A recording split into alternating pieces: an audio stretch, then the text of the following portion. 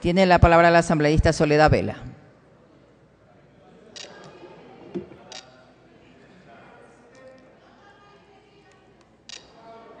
Gracias, señora presidenta.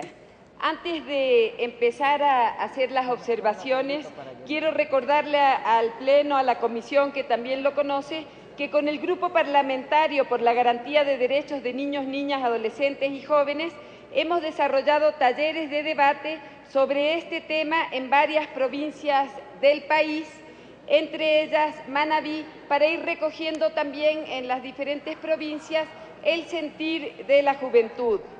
Hoy es un día importante para las y los jóvenes del Ecuador.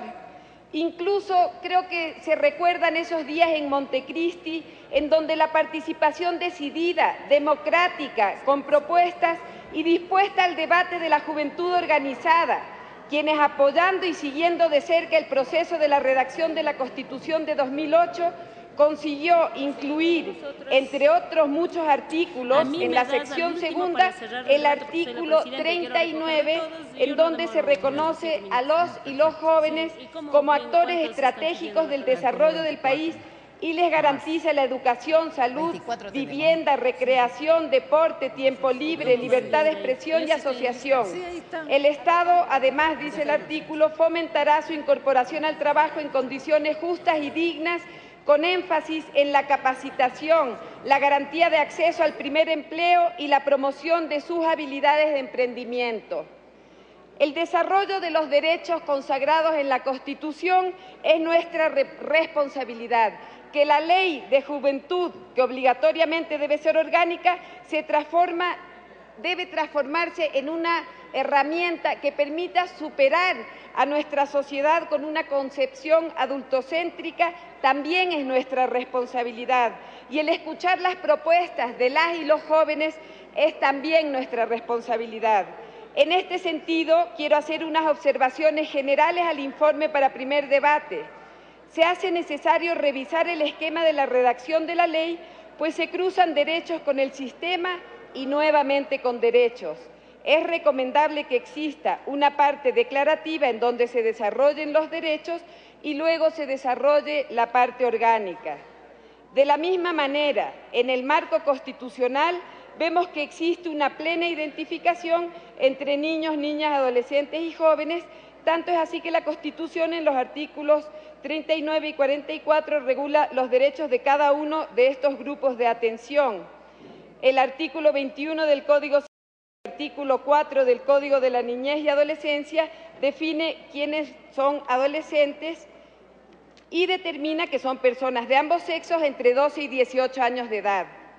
Más aún, este último código señala su prevalencia sobre cualquier otra normativa y, en este sentido, creo importante determinar que el artículo 1 del proyecto está desconociendo quiénes son adolescentes y está mezclando, incorporando como jóvenes a personas de 16 y 17 años que son adolescentes. Por otro lado, hay que estar claros que este proyecto de ley no debe tener un carácter paternalista en que se busque como fin último la protección de la juventud, sino cómo encaminar a la igualdad de condiciones, ejecución, garantía y promoción efectiva de los derechos de este grupo. En este mismo sentido, vemos que reiteradamente se comete este error en los articulados. El artículo 54 crea un sistema de protección.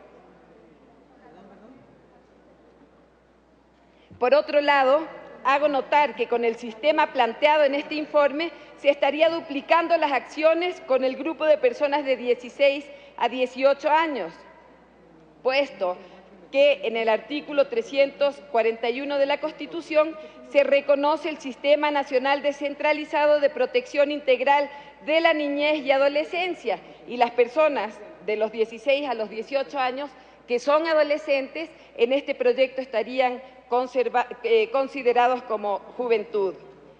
En este artículo también se cae en el error y es crear el Consejo Nacional de Juventud, que se contrapone a lo dispuesto en el artículo 156 de la Constitución, que crea los Consejos Nacionales para la Igualdad como órganos responsables de asegurar la plena vigencia y el ejercicio de los derechos consagrados en la Constitución y en los instrumentos internacionales de derechos humanos.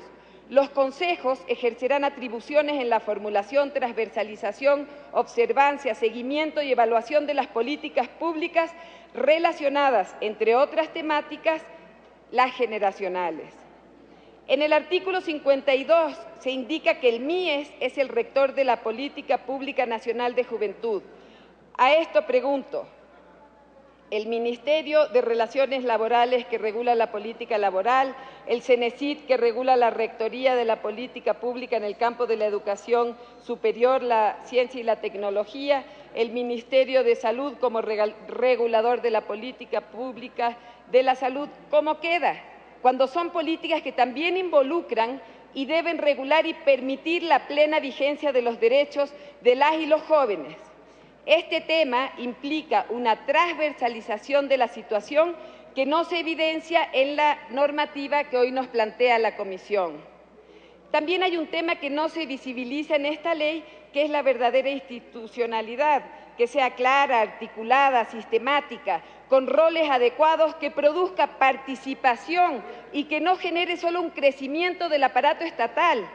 Es así que si analizamos la anterior ley, es muy parecida a la anterior que nosotros ahorita tenemos en vigencia. Cabe indicar que la institución planteada en la Ley de Juventud que pretendemos derogar nunca llegó a efectivizarse y tal como está planteado en el informe de primer debate, probablemente pase lo mismo. Otro tema que no estamos visibilizando es la participación de la juventud dentro del marco de la planificación estatal y local, la participación de la juventud en el presupuesto participativo. Hay que establecer una normativa que garantice que el Estado genere mecanismos para garantizar la participación. No nos olvidemos que la Ley Orgánica de Participación Ciudadana nos habla de las asambleas ciudadanas plurinacionales e interculturales para el buen vivir, las asambleas locales, los consejos ciudadanos sectoriales. Por esto, me permito proponer a la Comisión que garantice la participación en estas instancias de las y los jóvenes. Otra inconsistencia que se comete en esta ley es la relación de consejos. Debe aclararse su ámbito de aplicación. Se recomendaría que sean cantonales para que haya concordancia con la COTAD. Sobre el instituto no está definido de manera clara las funciones.